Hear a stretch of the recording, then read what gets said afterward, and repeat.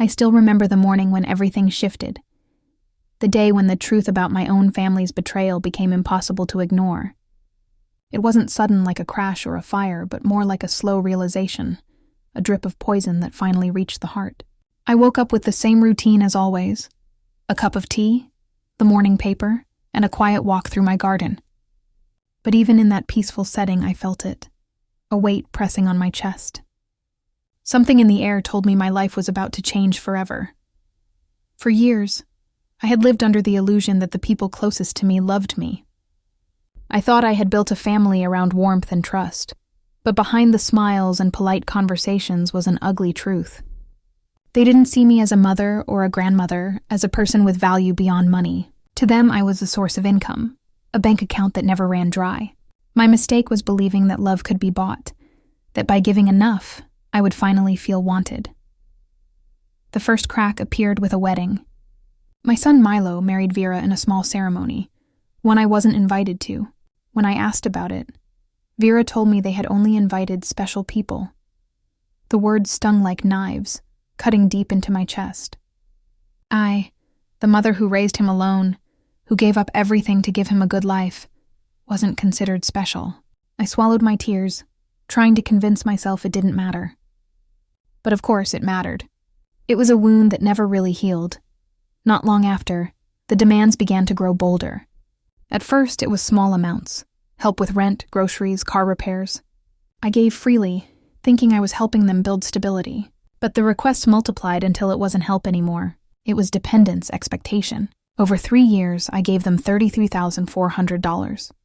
Each time I told myself it was temporary, that soon they would stand on their own feet. But deep down, I knew the truth. They had no intention of standing on their own. Why would they, when they had me to lean on? Then came the betrayal that nearly broke me.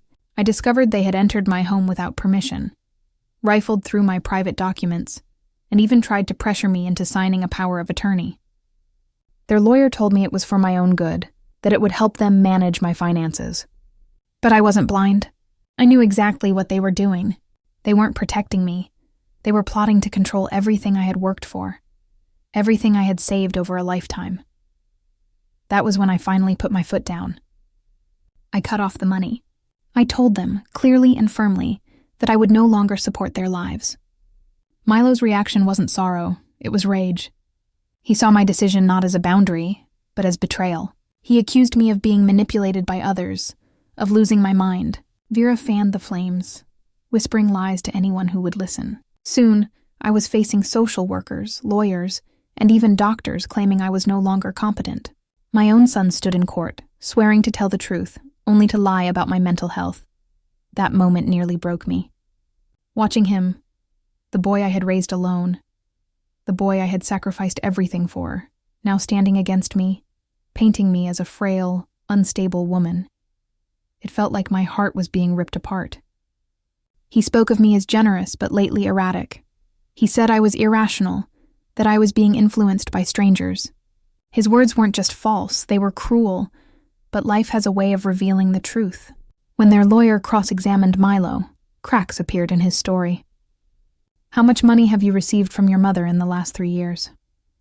he asked. Milo stammered, unable to answer. When the number $33,400 was presented, he couldn't deny it. "And how many times have you visited your mother without asking for money?" The silence in the courtroom was deafening. He couldn't answer, because the answer was none. Their case began to crumble. Witness after witness brought forward by Vera and Milo could only offer shallow observations. A neighbor said he thought I was acting strangely, but admitted he had never spoken to me directly. A doctor, who never even examined me, claimed my refusal for an unnecessary test was proof of decline. Their lies were paper-thin, easily torn apart when the truth came forward. Then it was my turn. I stood, 71 years old, carrying the weight of every heartbreak and every sacrifice, but also carrying the strength that comes from surviving them. I told my story. I spoke of the humiliation of being excluded from my son's wedding, of the endless financial drain, of the invasion of my privacy, and of the threats that followed when I finally said no. "Why did you stop supporting your son and daughter-in-law?" my lawyer asked me. "Because I realized what I was giving them wasn't love. It was a transaction," I said, my voice steady. My money was welcome, but I was not. They didn't want me. They wanted what I could give. And I refused to buy love anymore.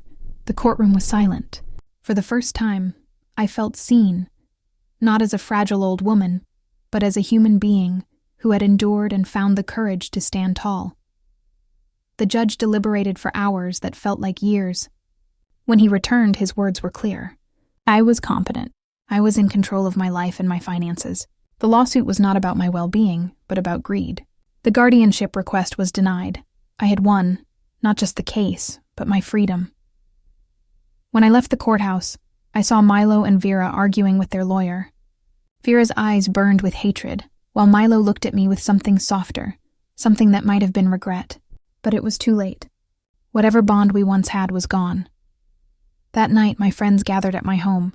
Eleanor, Alfreda, Miranda, and so many others who had supported me through the darkest times. We raised our glasses to justice, to freedom, to the sisterhood of women who refused to be silenced. Alfreda leaned toward me and said, "Renata, today you didn't just win in court. You won your life back." She was right. For the first time in decades, I felt free. Free to travel, to create, to love, to live without fear. I sold my house, moved into a beautiful apartment near the city center, and donated half my money to organizations that protect the elderly from abuse. With the rest, I began to truly live. I traveled through Europe, took art classes, and spent my time volunteering. As for Milo and Vera, I never saw them again. Word reached me that they had been forced to downsize, that Vera had found a job for the first time in years. Perhaps the struggle taught them what my generosity never could, the value of honest work and independence.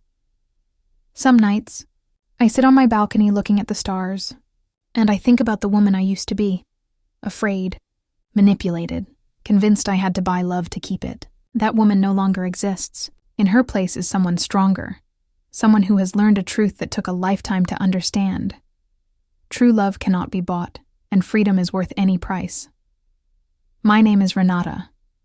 I'm 72 years old, and I have finally learned that the person I must love and protect most is myself.